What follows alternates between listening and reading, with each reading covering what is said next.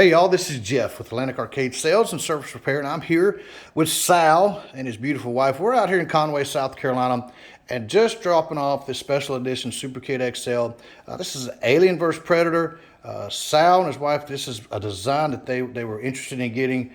Worked with them, made sure we got this stuff approved, and it turned out looking incredible. Before I get started, just going to walk you through just how everything turned out, and it really looked great. Incorporated some of the red LEDs beside his gun there. So just wanted you to see how everything turned out, and also added some really super bright LEDs under the game, so this thing is really going to shine like a diamond at night. But also going to make a walkthrough video for them so that they can use anytime they want as a refresher to go through how to play these games. Most of you folks have been tuning in. You kind of know the routine by now, but this is really simple. When you come to the game, it's either going to be in a menu or playing a game, or it might be going through a smaller track mode. Oh, and I'll just show you this real quick too. We'll turn the lights off. And at night, it's really going to look special. It's going to look really cool. So when you come to the game, it's either going to be in a menu, in a game, or in a track mode. Either way, you just hit any button, it's going to come out of that. You're going to end up either in a game or a menu. We're in a menu. To travel through this whole system, you travel through a menu, and I'll demonstrate this as we go on. Right now, we're on the all game menu, and we're going to click into that. This is a cool way. If you have an old favorite game and you're not sure what console it was in, you're not sure what, who had the game, this is the best way to find that game. The menu is a little bit longer because all the games are in there. However, it's very simple to traverse. Any of these menus, you can just simply use a joystick by going up or down to select which one you want to go into. We're going to go into the all game menu, so we're going to hit player one. This is going to load it in. Now we can search for our games one at a time by just using this joystick going up or down. We can do it a page at a time by just clicking it left or right.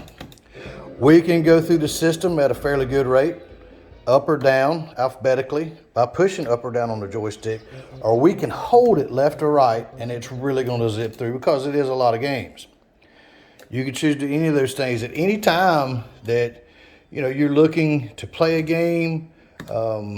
It's real simple. You just, like I said, just flip through, then you'll hit player one, and it's going to load your game. At any time that you want to get out of a game, you want to play another game, all those things, I'm going to walk through those things with you here now. It's just loading up. We could actually do it right now. It's just loading up.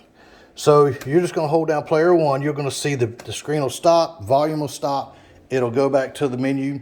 One thing to note when you're in the all game menu, this is going to tell you what you're playing. If you see it like this is an arcade game, that would be the header. So that's an arcade game. Then the other ones will actually tell you what they are. Nintendo Entertainment System, arcade game, PC Engine, ColecoVision, Atari 2600. So it tells you what system that you're going to be playing. Once again, all of the games, all the console games, all the arcade games are in this menu.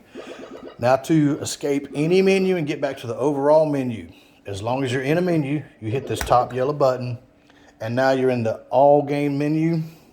We're going to just go right on down through. So we want to play an arcade game. We're going to scroll down, hit arcade games, hit player one, and now here we are in our arcade games, and it's the same process. You can do search one game at a time. You can hold it left or right. Any of those things you want to do. So let's say we want to play Rolling Thunder. We're going to load it up by hitting player one.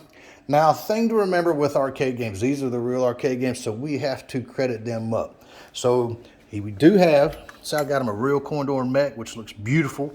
Oh, inside there is our Pyle 60-watt amp, which powers our dual 6x9s. You can adjust that volume with the knob that's lit up right there, and adjust the bass and treble control. But we're not going to be putting quarters in the coin door. We're going to hit this credit button right here.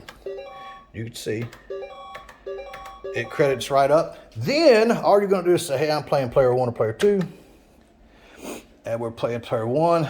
I'm going to give us a little timer, which we're not interested in. And I like Rolling Thunder. But Let's see if I can, it's hard to do it one-handed. So anyway, once again, when we're ready to play something else, we're gonna hold down player 1. You're gonna see the screen stop here, the sound stop, and that's when you let up. Right there. You let up, so now here we are, we're back in the Arcade Classic. We can now scroll through, once again, find any arcade game we wanna play. Thousands and thousands are here. Now, from here, because we're in a menu, let's say we wanna play a console game, we're gonna hit that top yellow button again, and now here we are, right back in the overall system selection menu where we can scroll through Atari, ColecoVision. I mean, just love these games. And you'll see the console pop up.